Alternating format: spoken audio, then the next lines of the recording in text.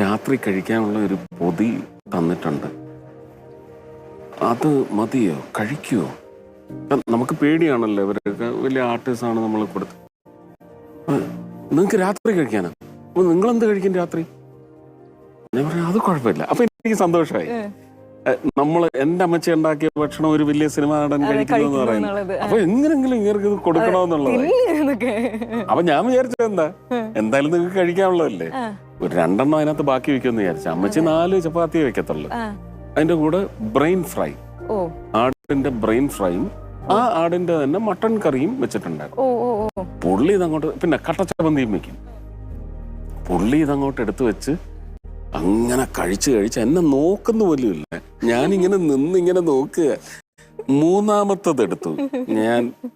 ഭയങ്കര ദയ. 4-മത്തത് എടുത്ത് കഴിച്ചു.